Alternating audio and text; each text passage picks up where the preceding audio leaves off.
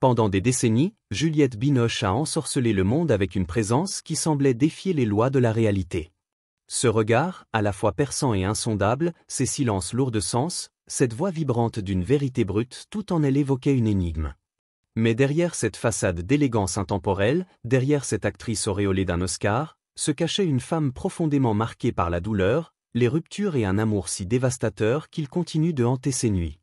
Juliette Binoche n'est pas seulement une icône du cinéma mondial, celle qui a illuminé des chefs-d'œuvre comme Trois couleurs, Bleu ou Le patient anglais.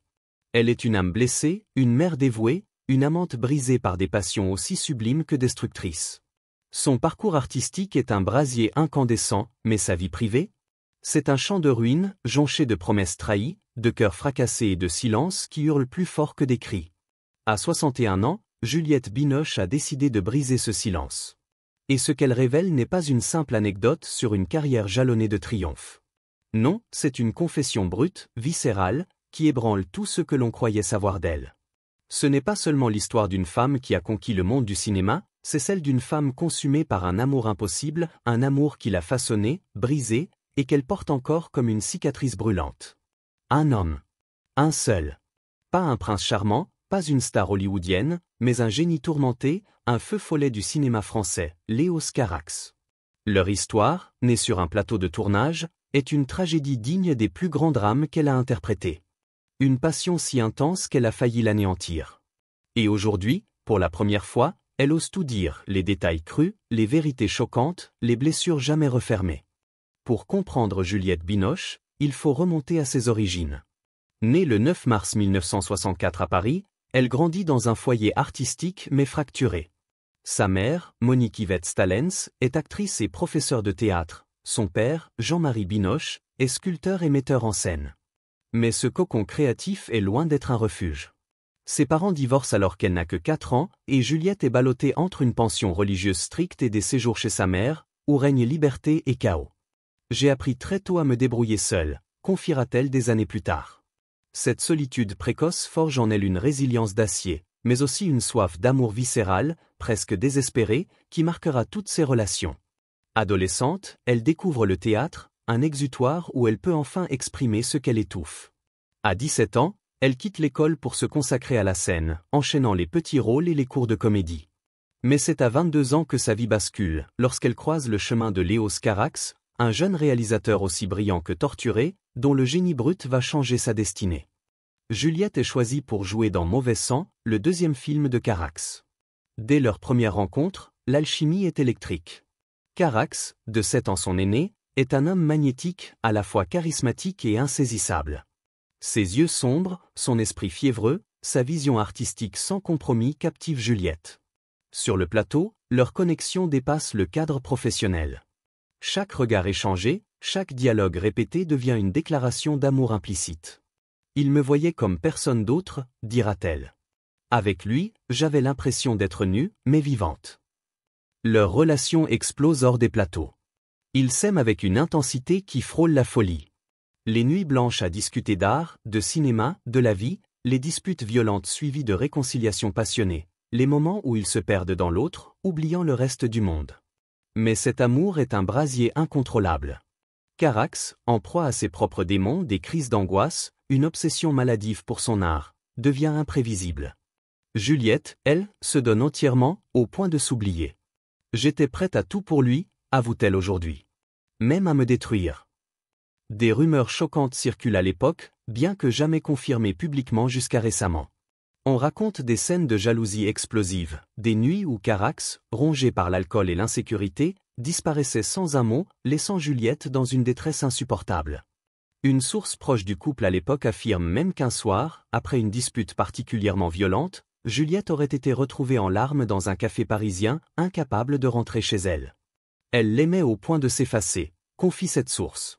Mais lui, il ne savait pas aimer sans détruire. Leur rupture, en 1991, après 5 ans de passion, est un cataclysme. Juliette est dévastée.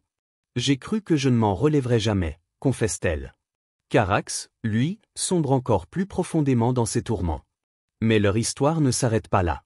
Même après leur séparation, ils restent liés par une connexion indéfinissable.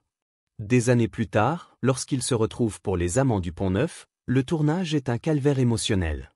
Chaque scène ravive les blessures, chaque regard est une torture. Le film, un chef-d'œuvre, est aussi un testament de leur amour brisé.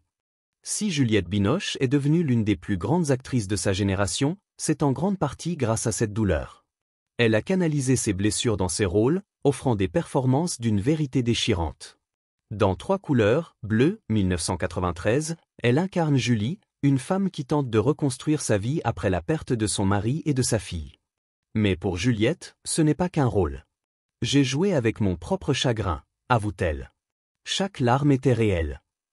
Le film, acclamé, marque un tournant dans sa carrière et lui vaut une reconnaissance internationale. Puis vient Le patient anglais, 1996, où elle interprète Anna, une infirmière brisée par la guerre et l'amour. Sa performance, d'une fragilité bouleversante, lui vaut l'Oscar de la meilleure actrice dans un second rôle. Mais derrière les applaudissements, Juliette est au bord du gouffre. J'étais épuisée, physiquement et émotionnellement, révèle-t-elle. Cet Oscar, c'était une victoire, mais aussi un poids. Je ne savais plus qui j'étais en dehors de mes rôles. Si sa carrière brille, sa vie sentimentale est une succession de désastres. Après Carax, Juliette cherche un refuge dans des relations qu'elle espère plus stables, mais chacune semble vouée à l'échec. En 1991, elle rencontre André Hall, un plongeur professionnel discret, loin du monde du cinéma. Avec lui, elle trouve un semblant de paix. En 1993, ils accueillent leur fils, Raphaël. Pendant un temps, Juliette croit avoir échappé aux tempêtes. Mais André, bien que bienveillant, ne comprend pas les exigences de sa carrière ni la profondeur de ses blessures. Leur relation s'effrite lentement, et ils se séparent en 1995. Puis vient Olivier Martinez, l'acteur français au charme ravageur. Leur histoire, débutée en 1998, fait les gros titres. Ils forment un couple glamour, adulé par les médias. Mais derrière les flashs des paparazzis, c'est le chaos. Martinez, connue pour son tempérament fougueux, et Binoche, farouchement indépendante, s'affrontent constamment. Une anecdote révélée récemment choque. Lors d'une dispute publique dans un restaurant parisien, Martinez aurait brisé un verre dans un accès de colère, blessant légèrement Juliette à la main. L'incident, étouffé à l'époque, montre à quel point leur relation était toxique. Ils se séparent en 2000, laissant Juliette plus méfiante que jamais. C'est en 1999, sur le tournage des Enfants du siècle, qu'elle rencontre Benoît Magimel, un acteur charismatique et sensible, de 11 ans son cadet. Leur alchimie est immédiate.